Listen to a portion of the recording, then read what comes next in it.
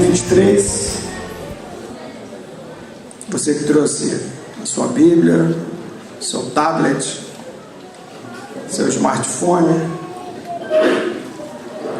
pode abrir. Vamos ler?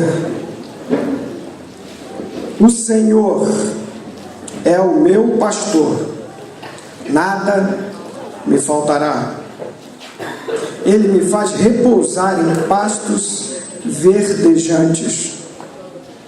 Leva-me para junto das águas de descanso e refrigera minha alma. Guia-me pelas veredas da justiça por amor do seu nome. E ainda que eu ande pelo vale da sombra da morte, não temerei mal nenhum, porque tu estás comigo. O teu bordão e o teu cajado me consolam. Preparas-me uma mesa na presença dos meus adversários. Unges-me a cabeça com óleo e o meu cálice transborda.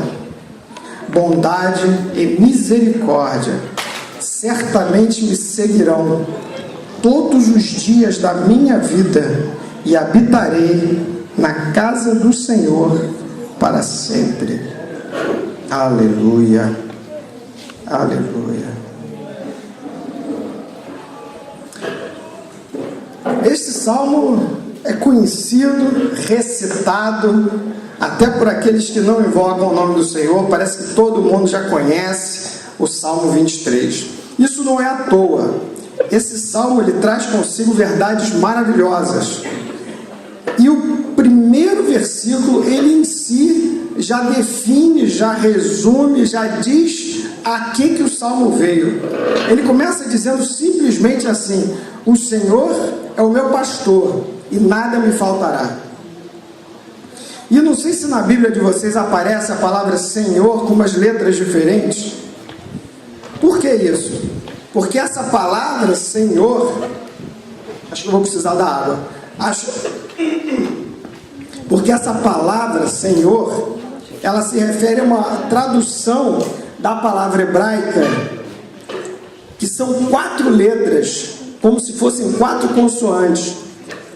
O hebraico ele é engraçado, ele se parece com essa maneira nova da gente escrever no WhatsApp e de resumir. Você escreve você, só VC, 2 consoantes, VC. E todo mundo entende que ali está escrito você. Você escreve obrigado botando OBG, obrigado, só as consoantes. O hebraico é assim também. Ele usa as consoantes, tem uma ou outra vogal, mas de uma maneira geral, sabe-se qual é a pronúncia da palavra pelo uso. E essa palavra, particularmente, são 4. 4 vogais. Transliterando, ficaria um Y, um H, um W e um H. Esse nome tem no Antigo Testamento o seguinte mandamento: não tomarás o nome do Senhor teu Deus em vão. E os escribas e os judeus levaram isso tão a sério que eles não ousavam pronunciar o nome. E ao longo das gerações o nome não ia sendo pronunciado e perdeu-se a pronúncia. Não se sabe ao certo como era a pronúncia original do nome Yahvé, Yahweh, Jeová, Yehoa. Não se sabe ao certo. Mas esse Senhor, por que está escrito Senhor então? Porque quando eles escreviam a palavra, eles colocavam as vogais de um outro nome, que seria Adonai, que quer dizer um Senhor Supremo. Então diziam assim, o sujeito ia ler, ele lia o, e aí tinha lá o tetragrama, a palavra Yahweh, Javé, Jeová, e o escriba não lia, ele lia Adonai. É o meu pastor e nada me faltará. Dessa maneira, eles resolveram traduzir como? Eles colocaram com uma letra diferente. Toda vez que aparecer Senhor e tiver umas letras meio maiúsculas no meio, é que não é só o Senhor Adonai, é porque é o Yahweh, é o nome, é aquele nome que ele deu para Moisés. E só esse começo do Salmo já é muita coisa, porque esse aqui é aquele lá de Gênesis, que criou os céus e a terra, aquele que do nada fez tudo existir com o poder da sua boca. Eu gosto de ver reportagens e documentários sobre o universo. Certa vez colocaram um telescópio chamado Hubble virado para uma parte do universo que até então era tida como um grande buraco. É como se ali fosse, não tivesse nada, era um buraco meio negro. É que buraco negro é outra coisa, né? Mas ali não tinha estrelas e corpos celestes. E eles deixaram lá o Hubble fotografando virado para aquela região. E depois de algumas semanas, resolveram ver as fotos que o Hubble mostrou. E para surpresa, eles ficaram boquiabertos ao ver centenas de milhares de galáxias, de aglomerados de galáxias que nunca antes haviam sido fotografados. Sem parar, cada foto era diferente da outra. E os cientistas ficaram embasbacados. A conclusão deles é mais ou menos a seguinte: existem mais corpos celestes do que grãos de areia na superfície da Terra. Se você vai na praia, enche a sua mão de areia, você não consegue contar os grãos. Cada grãozinho daquele seria um sol, seria uma estrela. Só que não é o que está na sua mão que você não consegue contar, nem o que está na praia inteira, é o que tem em toda a superfície da Terra, incluindo os horizontes. O que eles dizem é que tem mais corpos celestes do que grãos de areia no planeta Terra. E quem criou isso? O Senhor. E Ele chama as estrelas pelo nome e todas elas obedecem. E Ele estende a sua mão e contém nela todo o universo. Esse é o Senhor que é o seu pastor.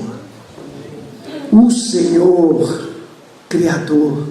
Mas Ele não é só Criador do macro, do gigante, do universo. Ele é Criador do micro. Você já parou para se ver, para ver o mecanismo, a máquina que Ele te deu, o organismo? Que fantástico! Fred, que é médico, e outros médicos aqui poderiam ficar aqui um tempo falando. Especializam-se em pequenas partes do organismo e nunca terminam de conhecer. É como se cada pedaço da criação de Deus fosse conhecimento inesgotável. E tudo funciona com ordem, tudo funciona perfeitamente, harmonicamente. E quem mantém isso? O Senhor, o Deus Todo-Poderoso, o Deus da história. Ele é o Deus que conhece o passado, conhece o presente e o futuro, porque Ele está fora do tempo. Ele é o Senhor. Agora, isso talvez dê para a gente medir um pouquinho daquilo que é Deus, daquilo que é o Senhor. E de repente, você pode dizer: Ele é meu. Pensa nisso. O Senhor é meu. Fala para o teu amigo aí do lado: o Senhor é teu. O Senhor é teu. Pensa nisso. Você pode encher a boca para falar isso.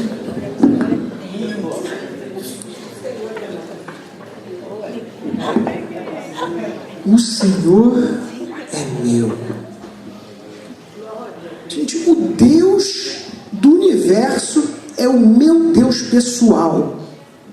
Eu tenho acesso ao gigantesco Criador que tem todo o conhecimento. Existe uma pessoa mais interessante para se conversar do que esse ser? Esse que conhece tudo, que que é extremamente agradável. Eu não sei se vocês concordam comigo, mas o Espírito Santo é uma pessoa extremamente agradável. É gostoso estar com ele. É bem-humorado. É tolerante, é amigo e ao mesmo tempo é firme quando precisa. O Senhor é o meu pastor. E aqui Davi remete ao trabalho que ele fez durante anos como pastor de ovelhas.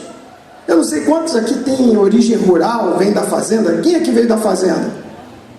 Alguns. Eu me sinto completamente alheio a essa história, porque eu fui criado na fazenda, na cidade. Para mim, as laranjas vinham das caixas. Fui ver a laranja pendurada num pé bem depois, fiquei, uau, é daí que vem, né? Mas Davi não, Davi foi criado cuidando de ovelhas, e ele sabia qual era a tarefa do pastor. O pastor, naquela região, é uma região muito seca, e era a tarefa dele pegar o rebanho e levar para comer, para beber água, coisa que aqui no Brasil, para onde você olha, tem grama e tem água para todo lado, mas lá não, são dois elementos raros. Então o pastor saía e as ovelhas iam atrás.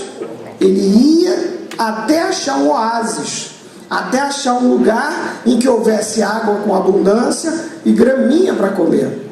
Mas não era só essa a tarefa do pastor. Se a ovelha tivesse pousado uma mosca e botado um verme, era o pastor que ia lá cuidar.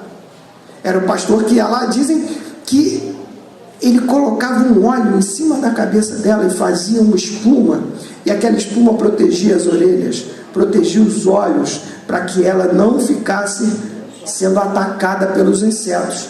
Alguém já entrou um mosquito na orelha? É horrível, né? Mas a ovelha não tem nem mão para tirar, então cabe ao pastor. Não sei se vocês sabem, mas a ovelha não é dos animais mais inteligentes. Ela normalmente é um animal meio limitado, certo? E cabe ao pastor conduzir. E Davi vai e enche a boca e fala: o Senhor é o meu pastor. E ele vai para a frase seguinte: nada me faltará. Agora essa frase ela é traduzida de várias maneiras. Ele fala: ele me dá tudo que eu preciso, é uma das traduções. O Senhor é o meu pastor, ele me dá tudo o que eu preciso. Tem outra que diz: o Senhor é o meu pastor, de nada terei falta. Tem umas em inglês que fala: I shall not want, eu não vou querer. Olha isso. O Senhor é o meu pastor e eu não vou querer. Nada me faltará. E pensa bem, por que ele fala de falta? Até os filósofos que não são cristãos, eles reconhecem que o ser humano tem uma falta dentro deles, um buraco dentro deles, tem alguma coisa faltando. E o salmista está dizendo que o Senhor é o meu pastor e que nada vai faltar, que ele nem vai querer. Por que isso? Porque você pode ter grana, você pode ter carro, você pode ter notoriedade, você pode ser famoso, você pode ser fortão, bonitão, bonitona, mas você vai dizer: está faltando ainda. O exemplo é Salomão, no livro de Eclesiastes. Experimentei de tudo, fiz de tudo, ninguém pode encher a boca para falar que fez como Salomão. Ele fez mais, e ele diz: tudo é vaidade, nada presta. Como é que é tudo bom e nada presta? Por quê? Porque falta o Senhor. Imagina que quando Adão foi criado, ele era só um monte de barro, e num determinado momento o Senhor assoprou nas narinas dele a vida, e aquele barro abriu o olho, e ele deu de cara com quem? Com o Senhor.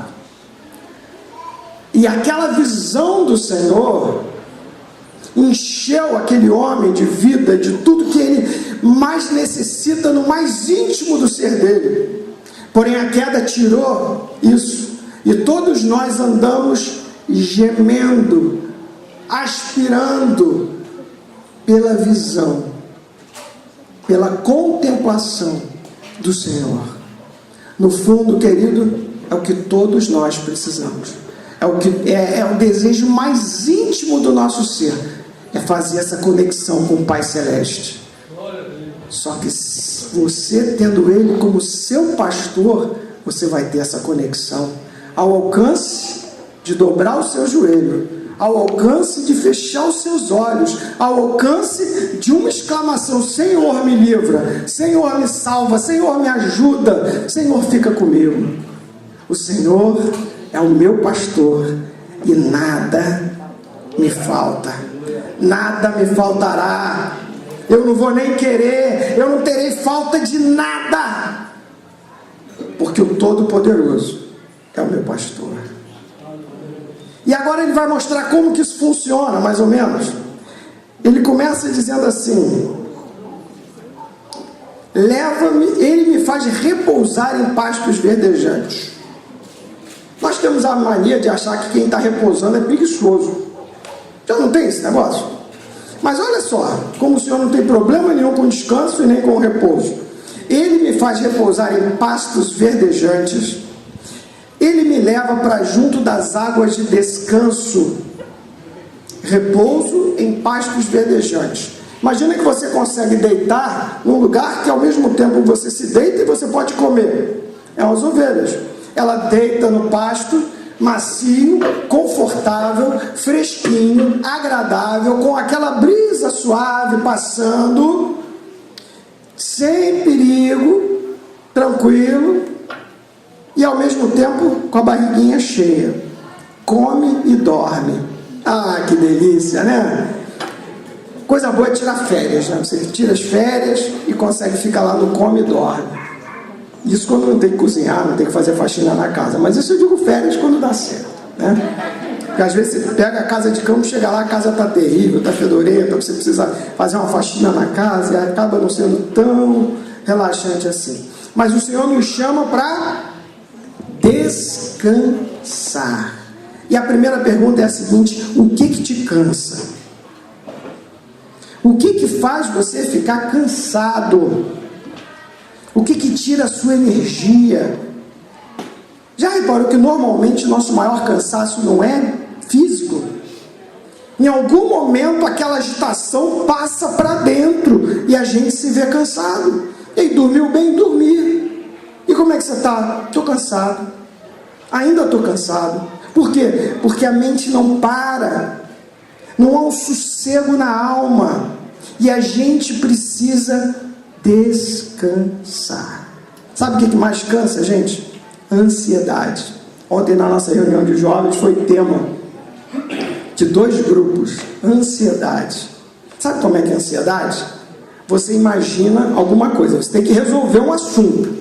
Então você imagina uma solução para aquele assunto. Só que a ansiedade ela é meio pessimista. Então ela imagina uma solução e não consegue resolver. E aí ela imagina se sofrendo por não ter conseguido resolver e as consequências terríveis daquele problema. E aí ela fala: bom, mas eu posso ter outra opção. Aí ela faz mais um giro. E quando termina o giro, mais pessimismo. Mais um giro, mais pessimismo.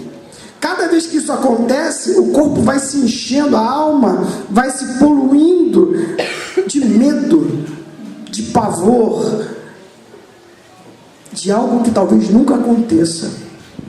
Você anda cansado? E eu me lembro o convite do Senhor que Ele faz. Ele diz: vinde a mim, todos vós que estáis cansados e sobrecarregados, e eu vos aliviarei. Uau! Oh, olha isso! O Senhor nos faz esse mesmo convite hoje de manhã.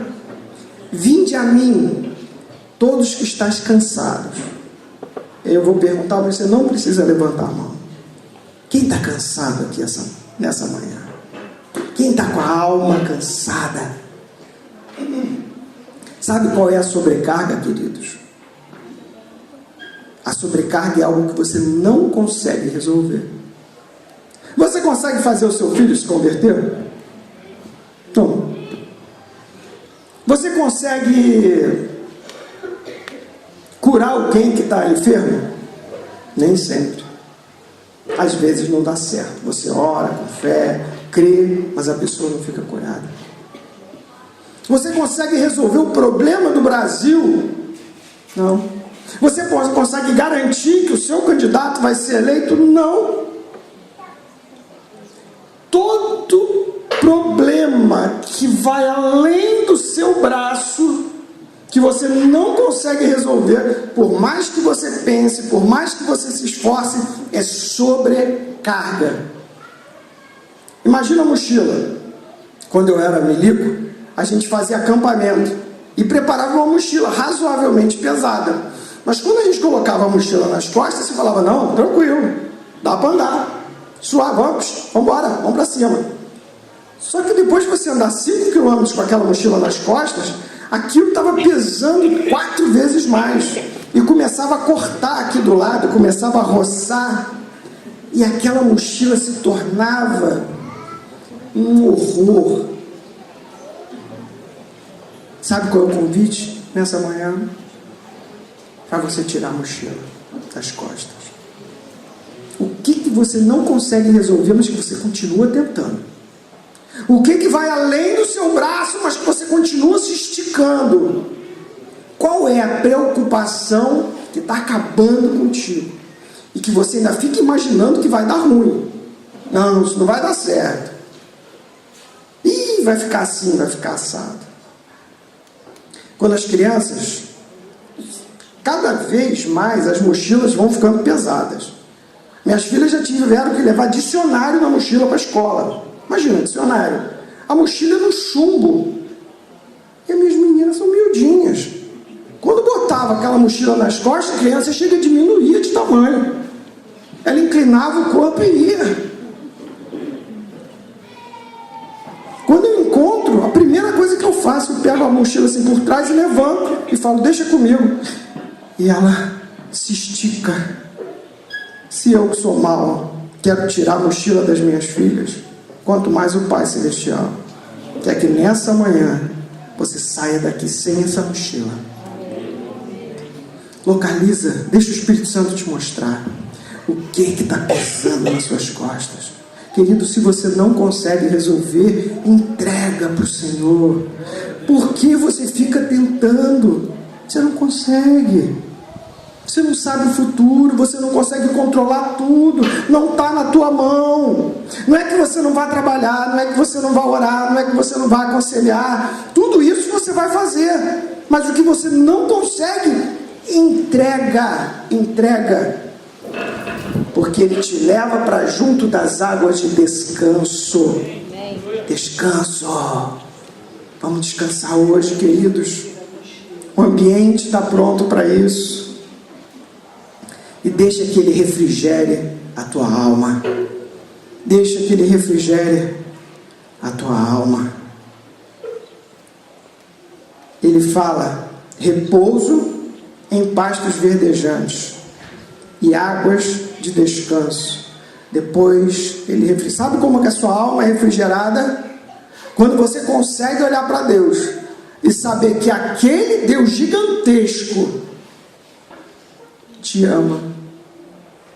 Não é que Ele ama o universo, Ele ama você. Ele te ama pelo nome. Ele te ama, Ele te conhece. Agora pensa comigo, se Ele tem todo o poder e te ama, por que você está com medo? Por que a preocupação? Por que a ansiedade? Ele me ama. O Todo-Poderoso é o meu pastor. Entrega para Ele. Deixa que Ele refrigere a tua alma. Entrega esse peso. Você não consegue resolver. Estão querendo mandar todo mundo embora no meu trabalho. A economia está um caos. É Ele que cuida de você, querido. É Ele quem te dá o pão de cada dia. E então vai o passo seguinte: guia-me pelas veredas da justiça, por amor do seu nome. Repara que Ele não vai te levar para lugar nenhum antes de Ele te alimentar e deixar você descansar. Primeiro você deita, primeiro repousa, come a sua graminha, descansa no Senhor, bebe água, se refresca, ok, então agora eu vou te guiar. Guia-me pelas veredas da justiça, por amor do seu nome. Eu lembro que tinha um mansamente nesse guia-me mansamente. Alguém tem essa tradução, guia-me mansamente pelas veredas da justiça? Eu tinha isso na minha cabeça. E me chamava a atenção que a maneira do Senhor conduzir, ela não é muitas vezes a nossa maneira. Ele conduz de uma maneira diferente. O Senhor é suave. Ele não te conduz no supapo, Ele não te conduz puxando a sua orelha, não te conduz arrastando. Ele te conduz pelas veredas da justiça. Mas você tem que andar. Mas você tem que se mexer. Mas você tem que levantar. Você conhece a expressão, os navios estão mais seguros nos portos? Porém, os navios não foram feitos para ficar nos portos. O Senhor te chama para caminhar, querido. Te chama para levantar. Ele vai te refrescar a alma. Ele vai tirar a mochila pesada. Ele vai tratar dos ferimentos. Mas vamos andar. Chega de prostração. Chega de lamber o machucado. Deixa que o Senhor cuida. Vamos andar, gente. Vamos colocar de pé. Ele te guia. Vereda é um caminho pequenininho. Vereda, às vezes no zigue-zague. Mas olha só, o caminho é de justiça. Quem aqui já não acordou angustiado pensando, gente, eu não fiz nada essa semana para o Senhor? Ah, eu não ganhei nenhuma vida. Ah, eu estou tão parado, eu não consigo. Está tão difícil. E aí parece que é você que tem que descobrir quais são os caminhos de justiça. E você não acha esses caminhos. E a justiça não aparece, não tem fruto. Mas o segredo é que é Ele que te guia pelos caminhos da justiça. Ah, Salomão, mas eu ando vacilando. Eu já não sou como eu era. Eu já não acerto como eu acertava. Acho que Ele não vai me conduzir pelo caminho de justiça. Mas o texto continua. Ele me guia pelas veredas da justiça por amor do seu nome. Não é por causa do seu desempenho. Não é porque você é bonzão, porque você consegue isso, ou mesmo porque você deixou de fazer alguma coisa errada. Não, deixou de fazer alguma coisa certa e fez alguma coisa errada. Ele te guia por amor do nome dEle. Então por que vai dar certo? Por amor ao nome dEle. Por que Ele vai te abençoar? Porque Ele quer, porque Ele resolveu te chamar, porque Ele te escolheu, porque você é filho dEle, porque você é pastor dEle, porque o nome dEle está em você. Se você fracassar, o nome dEle fica maculado. É por amor do meu nome. É por amor ao nome do Todo-Poderoso que você vai conseguir, que você vai prosseguir. Ah, então dá para continuar? Dá. Ele vai te guiar, Ele vai te conduzir. E aí você tem duas garantias. Você tem a primeira garantia, que é o conselho. Quando você não souber o que fazer, Ele está pronto para te aconselhar. E o outro é que Ele vai te conduzir, Ele vai te dar direção. O Senhor me guia pelas veredas da justiça por amor do seu nome.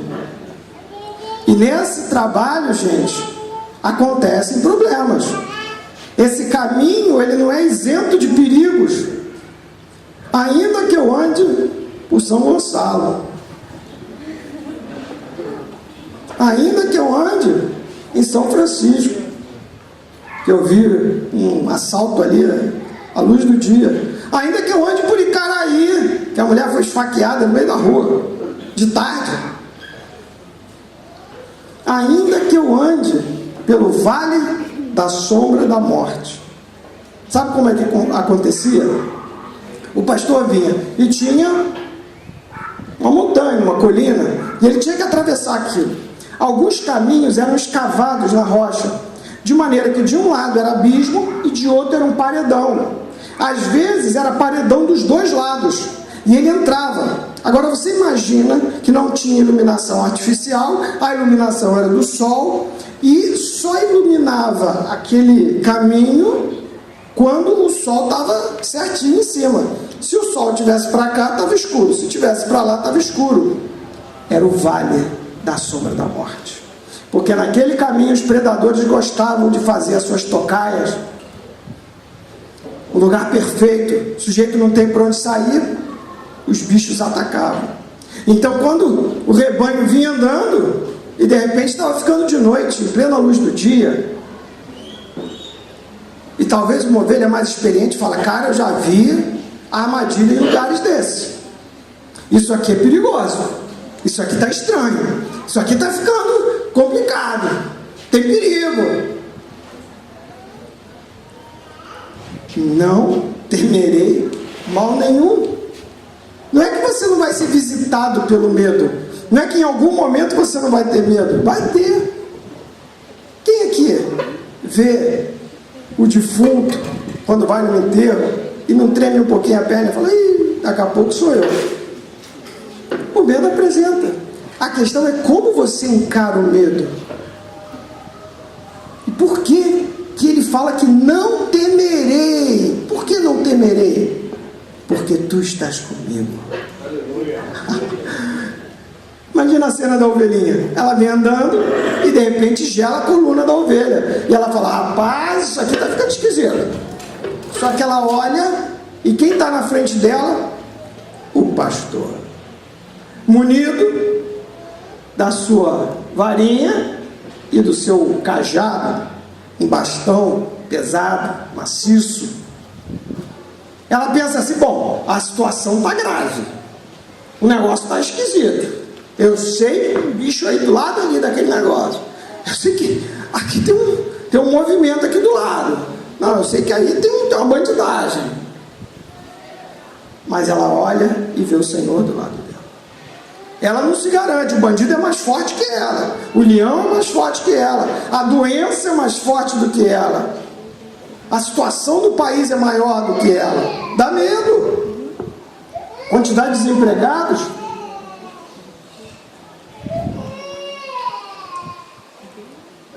Mas o Senhor está com ela. E aí tem duas ferramentas, dois instrumentos que o Senhor usa, que trazem consolo para a ovelha. O primeiro é a vara. A vara é para ela ficar protegida dela mesma. A ovelha está se desviando, está vindo aqui para o abismo. Aí quando ela está vindo meio perto, de repente ela ouve um barulho assim. É a varinha no bumbum dela. Ela dá uma pipocada, já fica esperta e volta para o caminho. A vara tem esse objetivo. E a minha pergunta para você é a seguinte: como você tem reagido à vara? A vara é para sua proteção. Como você reage quando você é repreendido? Quando alguém chama a sua atenção? Quando alguém te dá um alerta? Nem sempre o alerta é suave. Às vezes eu recebo umas varadas suaves. O Henrique, quando conversa comigo, ele é sutil, quase indireto, mas eu entendo. E eu agradeço a Deus. Eu só vou entender o que ele me falou uma semana depois. Eu estou andando, daqui a pouco cai a ficha. Aí eu, ups, entendi. Já tem a varada do Moacir, já é mais firme. É direta. E vem, pega de vez. E na hora que vem, você dá um pulo, né? E vai fazer o que depois? Vai atacar quem te deu a varada? Ou vai agradecer? Eu me lembro de um homem, ele falou: você está muito pão duro. Tá certo, estava mesmo. Obrigado, moça. Eu preciso de alguém para me dizer. Ai de mim, se o pastor não puder usar o corpo de Cristo para me dar uma varada.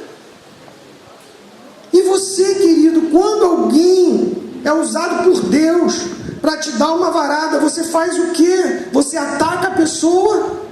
Você fala, te pego na curva, mas quem é você para falar assim comigo? É assim que você faz?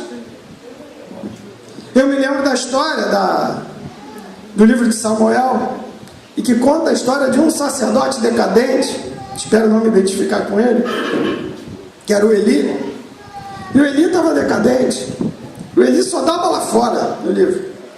E num determinado momento, Ana, que era estéril, ora diante do Senhor e se derrama, e ora, e fala: Senhor, se o Senhor me der um filho homem, eu retribuirei ao Senhor, tira a minha vergonha. O sacerdote que estava olhando Eli falou: e essa mulher está encaixaçada. Encheu a cara. E ele chega e bate de frente. Fala: ô mulher, quando é que você vai largar essa vida aí de ficar enchendo a cara e vindo aqui para o templo para ficar de maluquice? Se fosse hoje, com uma mulher dessas, feministas, coitado do sacerdote. Coitado. Ia ouvir poucas e boas, ia ser processado. Se vacilar, fechava o templo. Mas ela não agiu assim. Sabe o que ela fez? Ela de coração aceitou e explicou. Falou: não, meu senhor, não tenha a tua serva como uma filha de Beliel. Eu não me lembro exatamente do texto, mas é por causa da amargura da minha alma que eu tenho orado ao Senhor, e é por isso que eu estou aqui. Eu sou mulher amargurada. Quebrou o coração do velhinho. E ele, apesar de decadente, falou: que o Senhor conceda o seu pedido. E sabe o que aconteceu depois?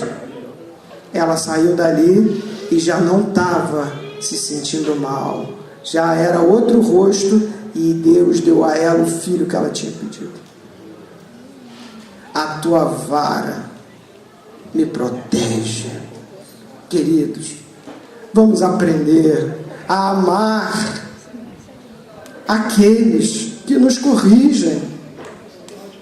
Queridos, é função do discipulador, é a função do pastor, é a função dos líderes corrigir. Se ele não corrigir, ele vai ser chamado a atenção pelo próprio Deus. Repreende, exorta com toda doutrina. Queridos, vamos parar de atacar aqueles que nos corrigem e vamos ver ali a mão de Deus. Mas isso não está incluindo a esposa não, né, pastor? Está incluindo a esposa sim, porque às vezes Deus usa a esposa para corrigir a gente. Ninguém conhece melhor o marido do que a esposa, e só ela se dá o trabalho de meter a mão naquele vespeiro, né? Porque ninguém quer lhe meter a mão.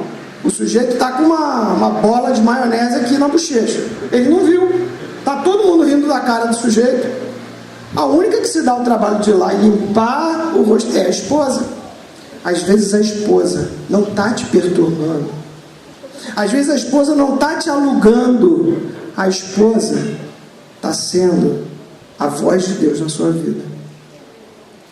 Não me enche, para com isso, me deixe em paz. Se foi Deus que mandou ela falar, você está falando desaforo para quem? A tua vara e o teu cajado me protegem, me consolam. Proteção é contra aquilo que você não consegue se defender. Então você entrou pelo vale da sombra da morte, você sabe que o negócio está esquisito. Eu lembro um dia no GPS, eu fui seguindo o GPS, daqui a pouco eu comecei a subir. Falei, deu ruim. Fui subindo, já não tinha como voltar, ficou estreitinho. Eu estava entrando no meio de uma favela. Eu sabia que eu estava em apuros, mas não tinha mais o que fazer. Aí já comecei a orar em línguas, né? Fui subindo, quando chegou no alto assim do morro, estava lá o pessoal, que tinha porco passando, aquelas coisas, né? Aí a mulher do GPS falou: perda de sinal GPS. Miserável, nem ela quis ficar, né? Mas Mas o Senhor estava com a gente. E nada nos aconteceu, nós descemos, colocamos ali uma cruzinha para nunca mais entrar naquela subida, porque é Ele que nos guarda. Então ele faz assim, ó: não temerei mal nenhum, porque tu estás comigo, o teu bordão e o teu cajado me consolam. Quem são teus inimigos, querido? É a violência? São as enfermidades? Já falei demais. São as enfermidades? Você tem medo de acidentes? Você tem medo de perder o emprego? Você briga com difamações, gente que fala de você pelas costas? Você tem medo do diabo? O teu não temerei mal nenhum, porque tu estás comigo. E agora a figura muda um pouco. Veja bem, você chegou cansado, com a mochila nas costas, com sede, com fome.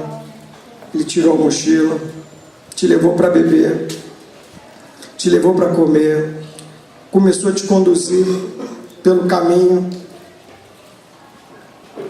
te livrou dos perigos e em seguida: preparas-me uma mesa na presença dos meus adversários, unges minha cabeça com óleo e o meu cálice transborda. Ele quer restaurar o interior e te revestir por fora. Interior restaurado, comunhão, paz. Gente, Deus não quer que nós vivamos com medo. Deus não quer que nós vivamos chateados, desanimados. Ele tem tudo o que é necessário para a gente viver bem. E Ele quer ungir a sua cabeça com óleo até entornar. O óleo era perfumado, gente. Era cheiroso. Mas repara que Ele só vai encher de óleo depois que Ele cuidar do miolo, depois que Ele cuidar de dentro. Para você ficar cheio, para ficar cheia do Espírito Santo. Não sei se você se lembra, mas Jesus chegou a falar uma vez assim: eu sou o bom pastor, e o bom pastor dá a vida pelas ovelhas. Então você podia dizer: Jesus é o meu pastor, e nada me faltará. Me lembrou certa vez que um rapaz chegou, estava do lado, o homem que era o pastor, ele falou: pastor Raimundo é meu pastor. Ele passou: olha, esse aqui é o meu pastor, Raimundo é meu pastor. Aí o Raimundo olhou para ele e falou: tudo te faltará. O Senhor é o seu pastor. O Senhor Jesus. Gente, por que Ele é o bom pastor? Porque Ele dá a vida por você. Ninguém foi tão longe nesse negócio de cuidar de gente, de amar como Jesus.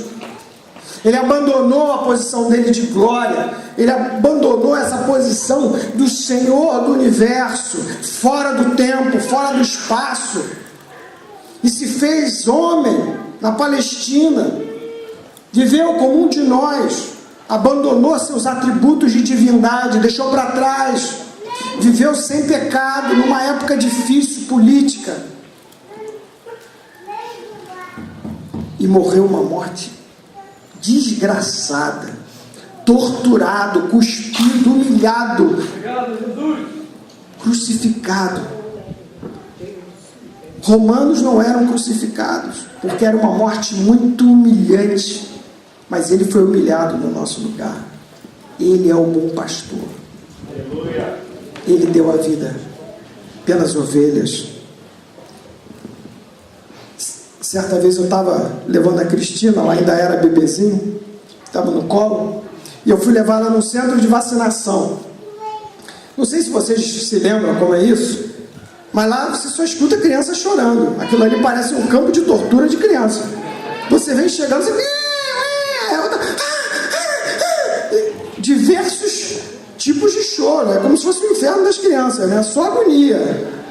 E eu vim trazendo meu bebê no colo, e ela percebeu: eu sou criança, tem criança chorando, o negócio aqui é esquisito.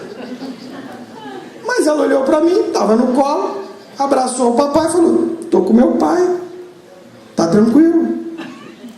E entramos, fiquei na fila, chegou a vez da vacina dela. E o cara falou: olha, são 2 vacinas, vai doer e talvez dê febre, é uma em cada perna. E ela olhou para mim com um olhar: você vai deixar esse homem fazer isso comigo? Não só eu ia deixar, mas eu ia segurar a perna dela.